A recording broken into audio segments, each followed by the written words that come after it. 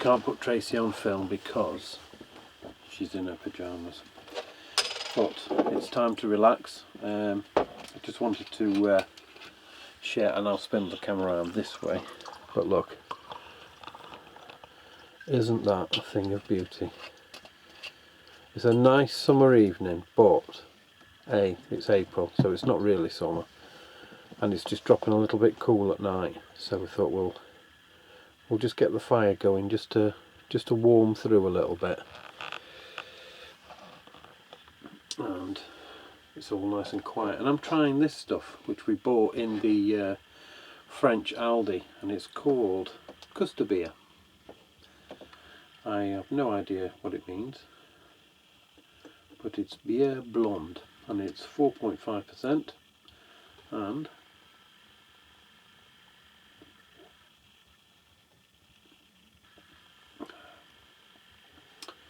Whale Cobber, our Australian infantry bear, look, called Dickie, who's joined us from Ypres. It's not bad. So we are having a little bit of a holiday as well, you see. And Tracy's just been counting the pennies, and we've done well. So we might spoil ourselves a little bit while we're out here as well. So there we have. Look, Tracy's on martini, so she'll show you her hand. Oh, and it's not actually martini, is it? It's a French. It's a French one. French one, isn't it? Yeah, it's very, very nice though. So, and there you go. Look, fire's drawing lovely. Lovely. Look at that.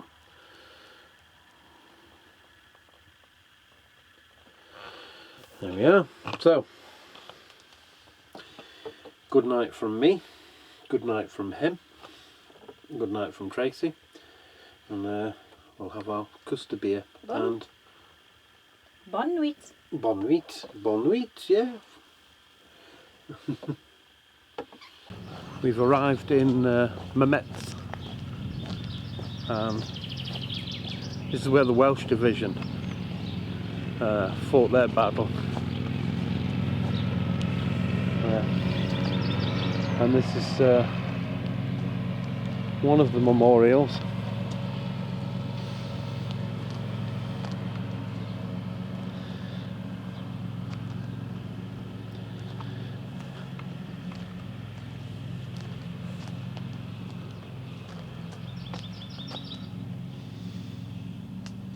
And these are the French people who fell.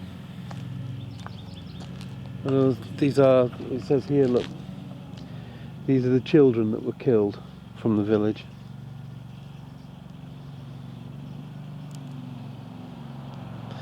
And up this road now, we're going to go that way. We should have,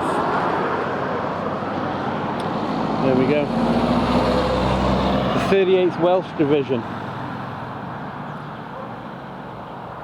So we're going to go up this road and have a look and see what we can discover from that. Tracy's just having a quick look at the sat-nav now, just to sort a few things out and smarten it up. But what we want to do is go to the wood at Mammetz.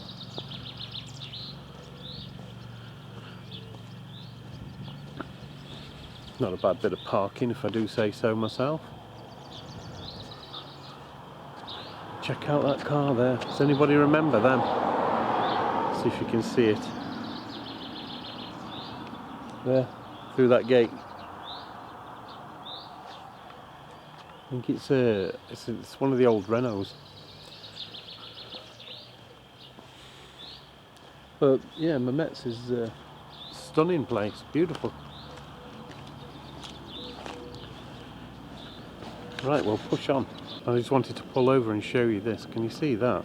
Look, they've done their silo. So it's got the poppies on it, but right at the top there, you see the Welsh dragon. The sun's in quite a bad angle there, but look at that. Isn't that a fantastic mark of respect, isn't it, that the people have in this area? Well, all over France actually. We've never met anyone who's been disrespectful at all. So we'll push on. So in the distance over there, You can see the countryside, it meanders along, and then just over there to that side, on that side, there's a big woodland area, and we think that's Mammetz Wood, so we're going to head that way now. But there you have it, look. Just a proof of where we've been.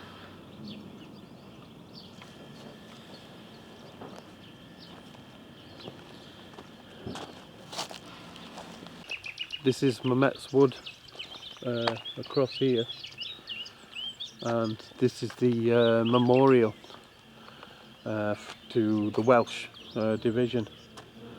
6 days after the capture of the village, Mammetz Wood was still in the hands of the Germans, and the Welsh division attacked on the 7th of July 1916, and after advancing slowly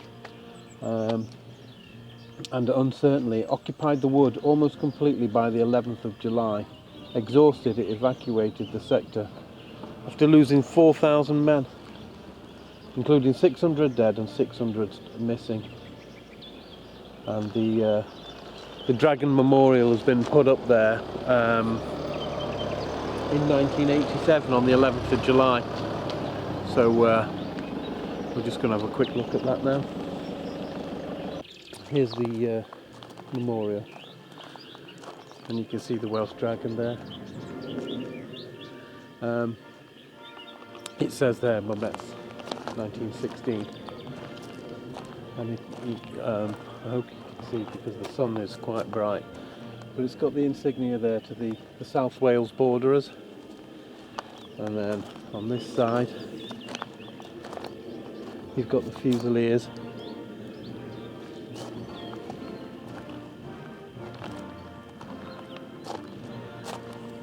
And there, look.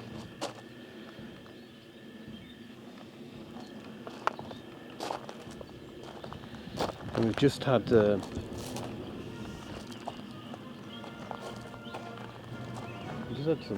well, it's a German registration car pull up, and they started walking down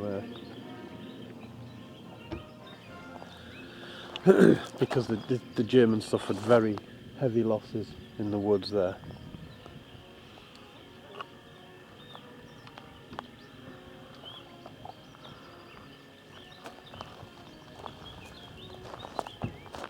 Absolutely stunning, isn't it, here?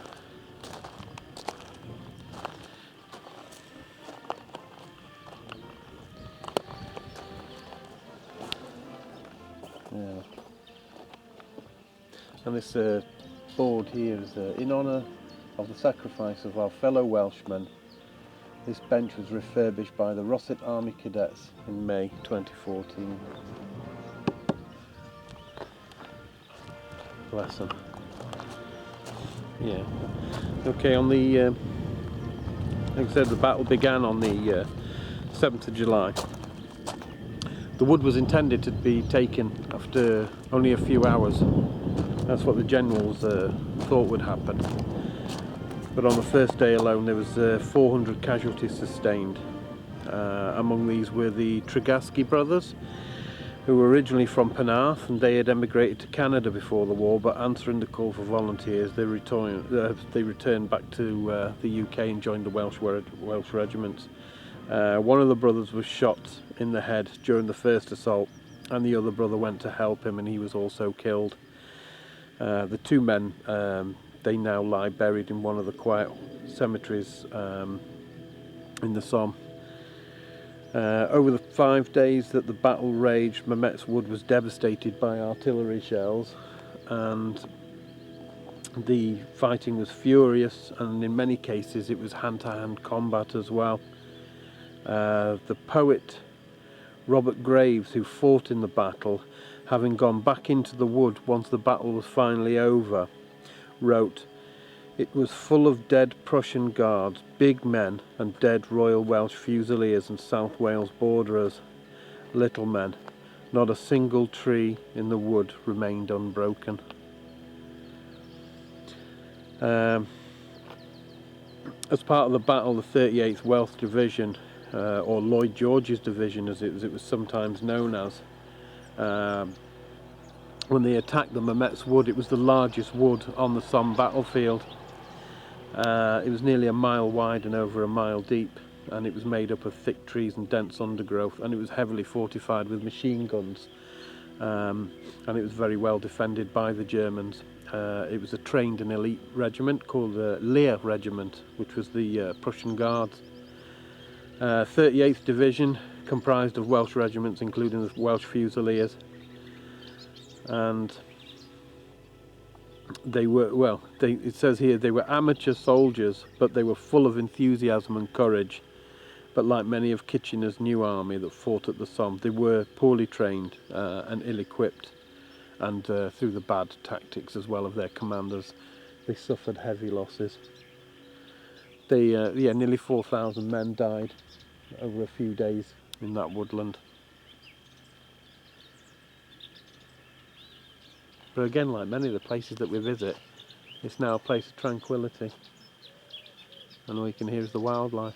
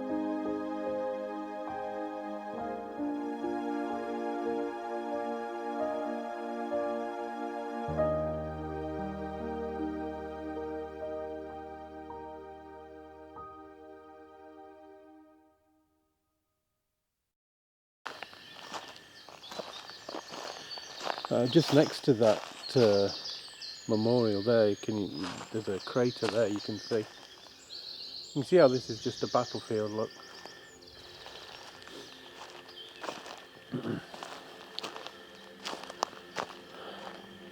It's beautiful how the woodland is just wrapped with Welsh insignia.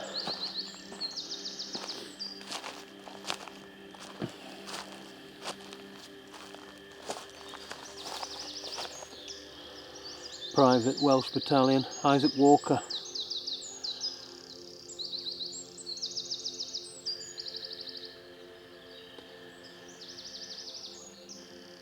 He died on the 10th of July. And there's another one. He looks like he's got a sports kit on there. from Ferndale, Rhondda. Yeah, international rugby player. I'll just pull that out so we can read that. Company Sergeant Major Dick Thomas from Ferndale, Rhondda, and a Welsh international player, also killed during the early stages of the battle while bravely trying to lead his men in the initial attack after his troop commander had been killed. Richard Thomas is commemorated in Thiepval Memorial to the missing. So it looks like his body was never recovered, and this was placed here by the officers and soldiers of 157 Welsh Transport Regiment, Royal Logistic Corps. Well done the loggies, that's nice. And there's a flag there, look at that, eh?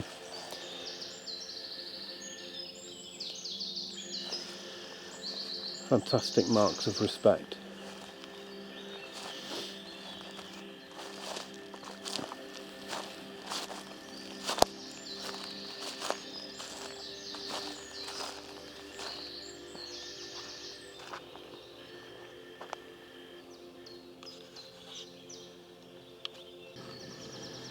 This is from the to all our brave lads, your deeds are not forgotten.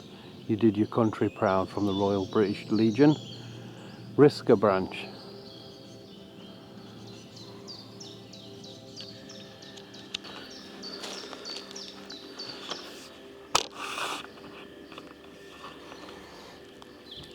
I think it's recording, isn't it?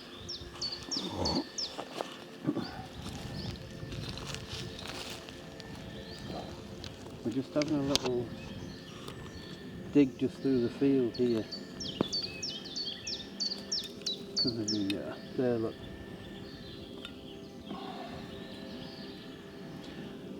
Round there look.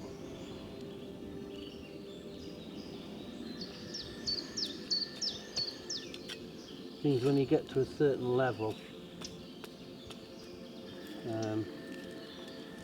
everything starts to reveal itself.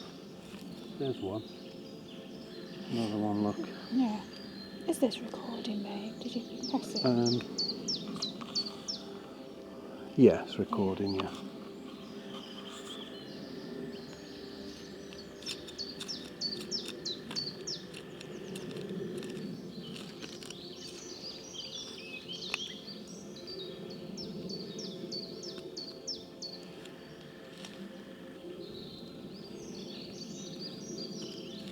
So that's how far down 100 years is.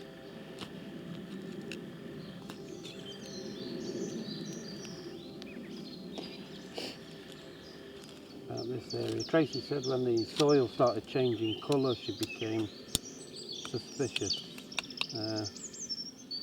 because she started to see colour, like bits of rust in the soil.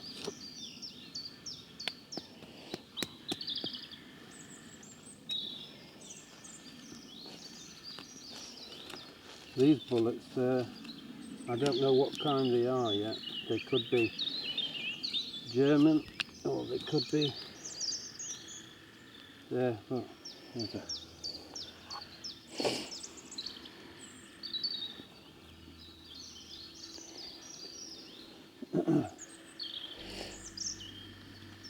Absolutely littered. Another one there.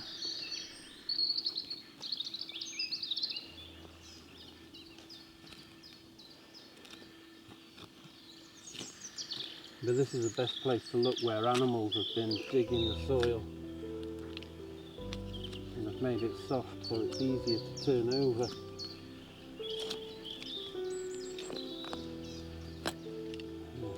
You can hear it.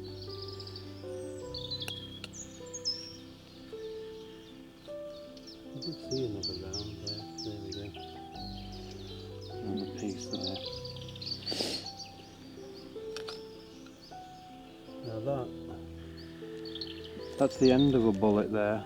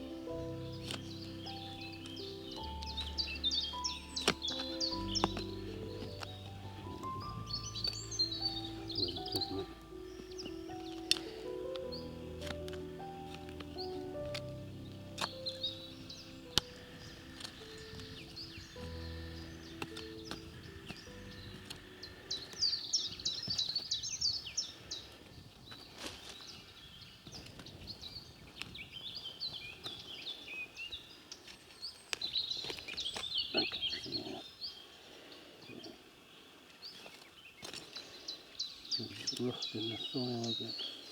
Mm-hmm.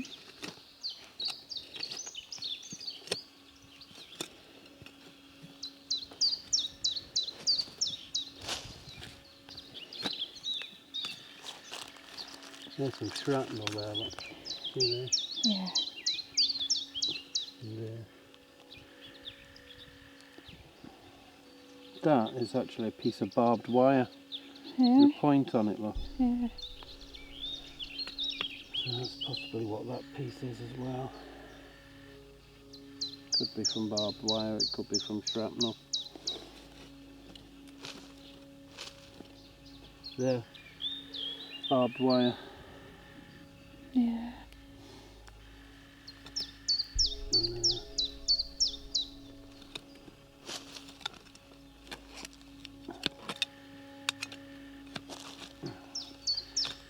And barbed wire was a major obstacle for soldiers, and they had to, there's the end of a bullet, look.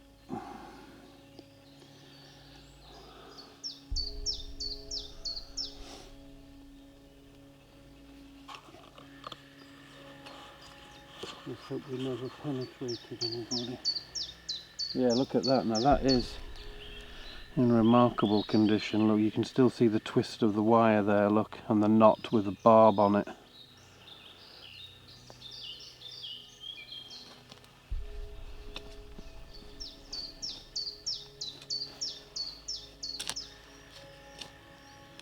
We seem to be stumbling on quite a few rounds here now. Just make sure you don't find anything that's alive. A lot of these are very... Oh, there you go, look at this now. That's a bigger round, look at this, see the size of that? Is it? That's the shell casing, look. Ah. It's like that piece, but that's the size of it there. And there's another round.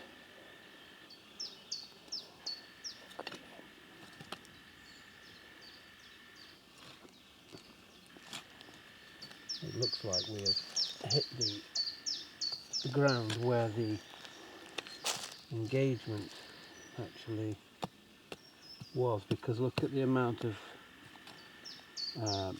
iron in the soil now, the rust, you know, the shrapnel rounds. Yeah.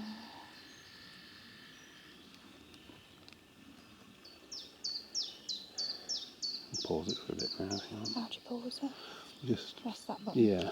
And then we're outside Mammetz Wood. I'll just show you what we found over here. You can just see it. You know, in the trenches,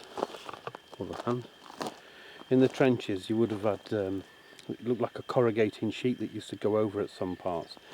That had to be strengthened with, you know, like a supporting girder that would go across. And there you can see one there that's been unearthed by the farmer.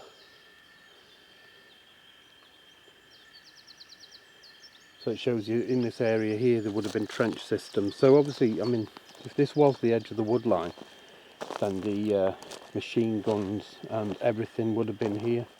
And Tracy just found some metal along here, which we think was the, you know, the angle irons that they would have put in to strengthen the trench walls, so that they could put their corrugated sheet either side to stop the soil falling in.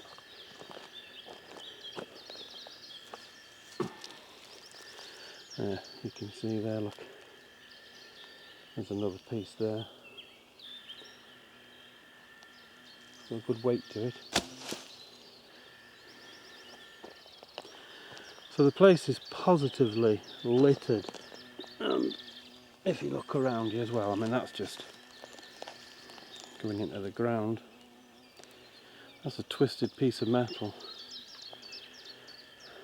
I don't know if that's been twisted to be used as some kind of tool, you know. I'm not sure.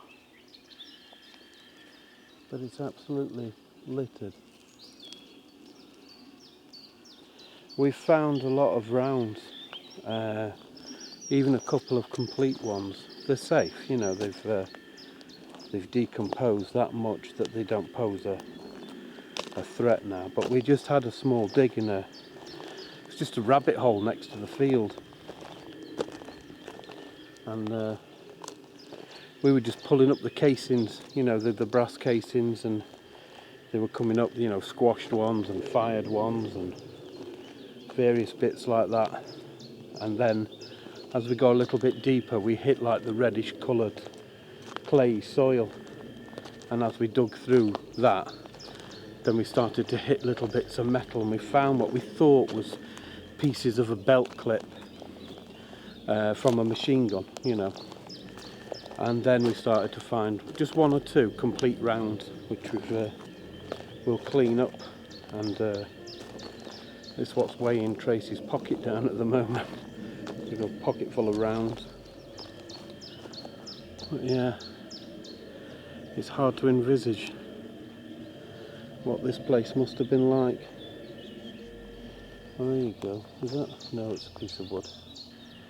Every time you look down, you see a little piece of something. You think to yourself, it's a round. But it, you know, this is the Somme. This is where it all happened.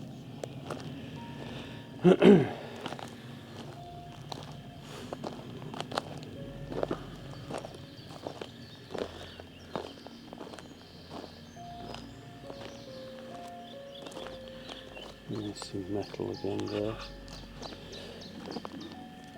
There. You see what that is? That's barbed wire, look. You see it? This was the bane of the soldier's nightmare. There's more barbed wire down there as well. Actually, there's quite a bit of it there in the soil. Sorry about the camera, but look, there you go.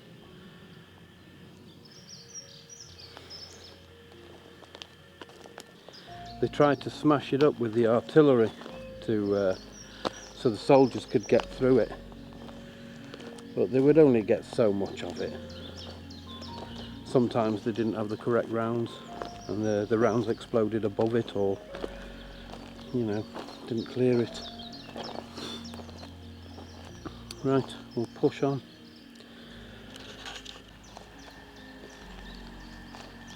There's a crater there.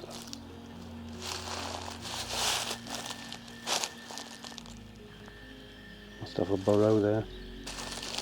Yeah, there's a shell crater there, look.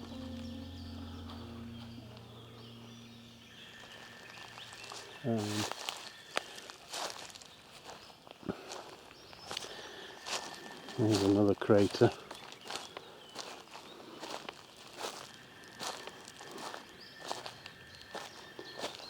There, look.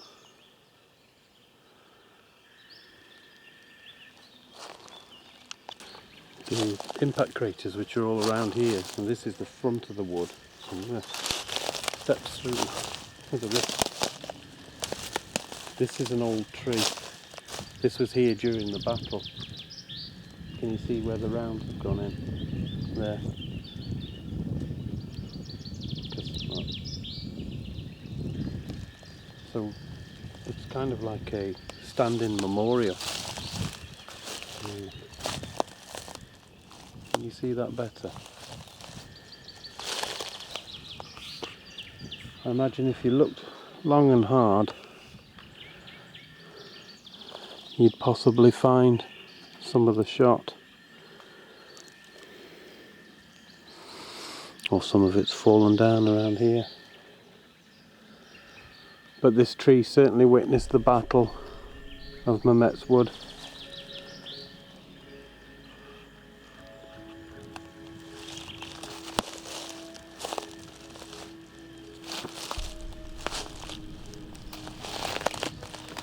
We're just on the fringes of the wood now.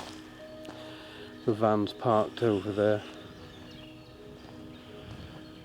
Because some of these trees are quite big, some of them are quite old, so they will have bore witness to what happened.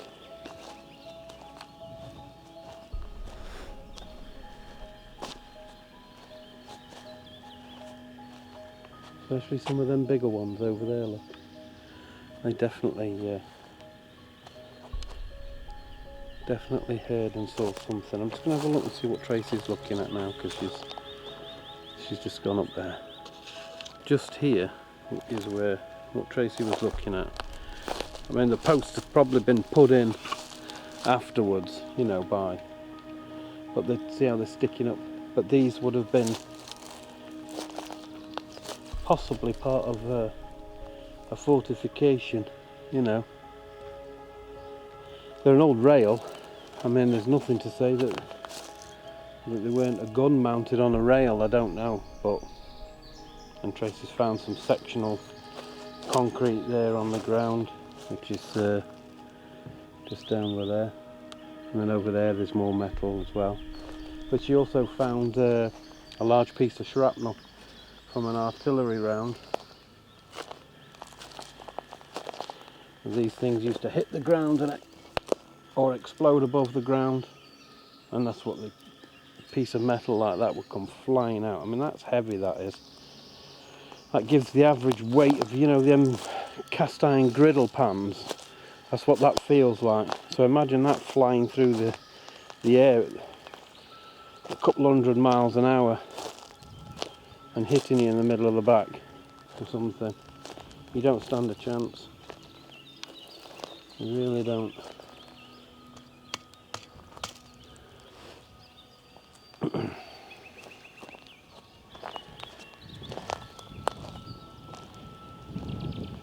So I think, hey? They do, don't they? That's alright. It's all part of the holiday.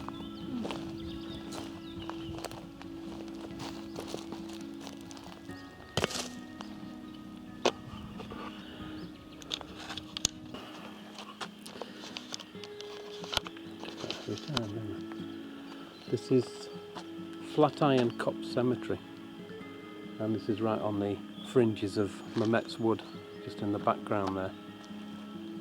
And we've just come along that dirt track. That's where the memorial is for the eagle. What am I on about for the eagle? For the Welsh dragon. Got some strange things in my head here. So yeah, we'll just explain a bit. The small wood that stands on the far side of the road of this cemetery is known as Flatiron Copse, while Mammetz Wood stands beyond to the rear. It just explains here on the 14th of July, the men of the 7th Division secured this location, which is here. They secured this one.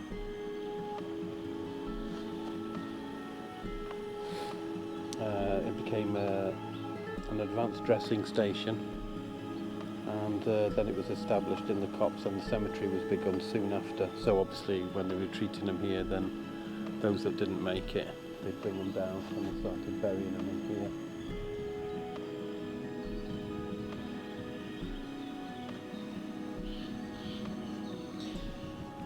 So I can guess there's quite a lot of mixed services in here because of the fact that it was a dressing station there.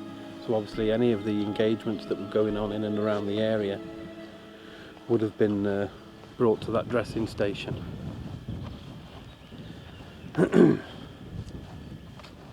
Being an ex-gunner, I just want to have a quick look at this one here. Somebody's put a plaque down here, which we've done a similar thing with Tracy's great-grandfather. We put some information of him so you can see a picture of him, but you've seen that in the previous one because I'm still out here and I haven't edited anything yet, so obviously I'm not thinking. But yeah, so there's something here. This is Lieutenant JCM Hunt, and he was in the Royal Field Artillery and he died aged 21. And someone has actually there found the information on him there. So he was born in Kingsworthy in Winchester, which is not far from Worthy Down, where that also has quite an established military history as well. And there's the battle there where he passed away. This was brought over by the Cheltenham College, which I think is fantastic. And this is the emblem of his